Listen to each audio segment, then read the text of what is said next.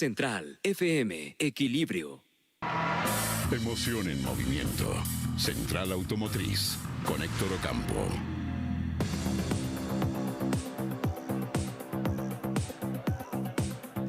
Bueno, por lo general siempre cuando mando a mensajes comerciales digo pausa, pero dije panza y se apuntaron muchos colaboradores. Yo les agradezco a todos, algunos se adelantaron incluso, pero la panza de que la estamos haciendo... La estamos haciendo. La estamos haciendo. Y mi querido Héctor Ocampo, te saludo con mucho cariño esta mañana. ¿Tú ya estás haciendo tu panza, Héctor? Completamente en serio, entendí que era como requisito, mi querido Pedro, ¿eh? Era requisito. A ver, quiero un poquito más de nivel de audio, por favor. ¿Cómo estás, Héctor? Cuéntame. Muy bien, mi querido Pedro, muy contento, con el gusto de siempre saludándolos. Fíjate que hay una ciudad que es muy famosa a nivel mundial por permitir que se quemen ciertas cosas en donde son ilegales en otros países. Ahora va a prohibir quemar cosas que son legales en otros países en esa ciudad. Y me refiero ni más ni menos que a Ámsterdam. Y ahí te va por qué. Bueno, porque allá queman algunas cosas en Ámsterdam que me queda claro que son muy liberales en el sentido de quemar cosas. Efectivamente. Pues ahora van a prohibir lo que es legal quemar en otras ciudades, que me refiero a los motores de combustión, a los motores diésel y de gasolina.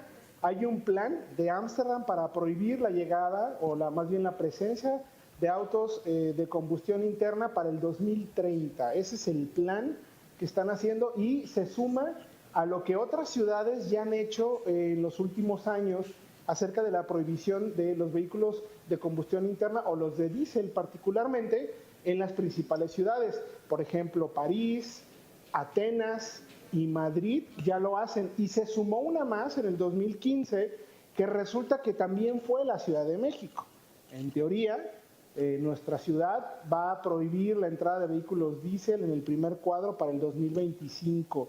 Ese es más o menos el plan que se tiene. Y lo que está presentando Ámsterdam, fíjate cómo se hacen las cosas, me parece que es como la manera más correcta, es un tema de planeación. Ellos a partir del 2020, 2025 están empezando a prohibir la entrada de vehículos diésel. Ya no puede haber en el primer cuadro de la ciudad nada más camiones impulsados por manera eléctrica o híbrida, o incluso también por células de combustible de hidrógeno. Bueno, pues anuncian para el 2030 este cambio porque a partir de ahora, durante toda esta década, van a ir preparando la ciudad para entonces, evidentemente, cuando llegue el cierre de vehículos de combustión interna en la ciudad de Ámsterdam, existan las condiciones para que sea una ciudad tal cual eléctricamente compatible. Hoy en día, por ejemplo, como dato, tienen 3,000 cargadores eléctricos en toda la ciudad. Para el 2025 van a instalar otros 20,000 más y para el 2030 se duplica esa cantidad. Entonces, vaya, es parte de un plan de trabajo evidentemente muy bien pensado, muy bien planeado, para que no queremos autos de combustión de gasolina o de diésel, vamos a poner las bases para poder hacerlo de manera ordenada y efectiva para que puedan ser eléctricos. Y te digo que México también se unió a esta, se hizo más o menos en el 2015 se anunció, y ahora México, en teoría, tanto París, Madrid y México deben de sentar las condiciones para evitar que estos motores diésel entren a los primeros cuadros de la ciudad.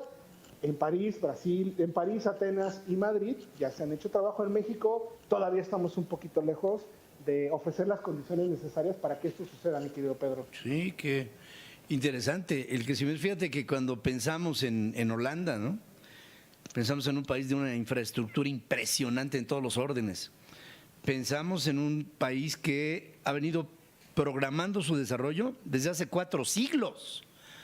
Programando el desarrollo, es decir, planeando, haciendo procesos que les han permitido sobrellevar hoy por hoy una de las economías más agresivas y más altamente tecnologizadas del mundo occidental. Y esta propuesta para Ámsterdam, la capital, me hace pensar que esto se extenderá rápidamente al país, a toda Holanda, porque así son. Primero es Holanda, después La Haya, Den Haag, y después rápidamente se disemina hacia otros lugares, Brujas, etcétera. Se va para todos lados y Brujas es en Bélgica. Se va para todos lados, pero el hecho es que Holanda siempre se ha distinguido por ello. Sí. Y creo que aquí están dando una pauta y me da mucho gusto que haya un acuerdo similar para la Ciudad de México. Yo no lo sabía, ¿eh? Sí, ese acuerdo se tomó hay una especie de reunión bianual de todos los líderes de las grandes ciudades y en el 2016, perdón, para ser exacto, se unió México a este acuerdo junto con París, Madrid y Atenas. Ahora, se tienen que sentar las bases, o sea, hay que trabajar en infraestructura. Por ejemplo, esto que está haciendo Holanda es para la siguiente década.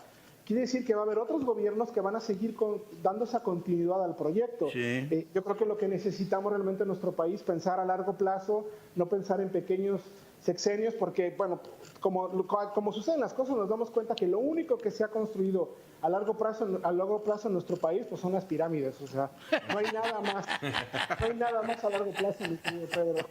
Oye, pero fíjate que ya cada vez más proscribiendo los vehículos de combustión interna, me queda la impresión de que cuando esté lista Dos Bocas, nada más se va a utilizar una, porque la otra va a quedar totalmente fuera de moda. Pues imagínate si para el 2030 ya estamos pensando en esto y yo pienso que Dos Bocas no se acaba antes del 2028, ¿de qué estamos hablando? No va a servir para nada. Es una locura lo que estamos haciendo en México. Bueno, es que además... una de las muchas. Sí, además, de la mano, mi querido Pedro, del tema de preparar la ciudad, también está la generación de la electricidad. Y en Holanda, evidentemente, también están preocupados por generar la electricidad de manera limpia. De nada sirve tener un auto eléctrico si finalmente la generación de toda la energía eléctrica viene de carbón. Entonces, todavía hay mucho trabajo en ese sentido. Sí. Y bueno, pero bueno, lo interesante es que México se ha sumado.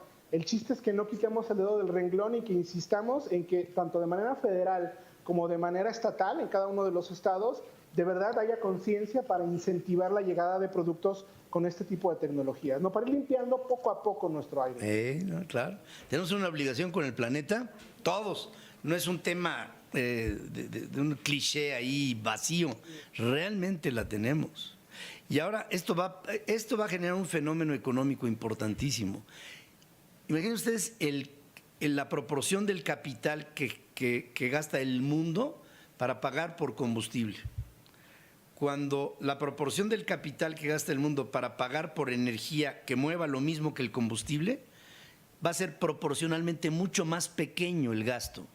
Y esto va a trastocar a la economía en todos lados. Esto no se ha visto, pero es algo que se va a sentir cuando tú te desplaces con kilowatts en lugar de con litros de gasolina y pagues una décima parte de lo que hoy pagas por la gasolina, el mundo va a cambiar completamente. Todo va a cambiar. Gracias, como siempre, primo. Como siempre, un gusto saludaros, mi querido Pedro. Saludos hasta la Ciudad de México. Bueno, pues ahora sí lo voy a decir consciente.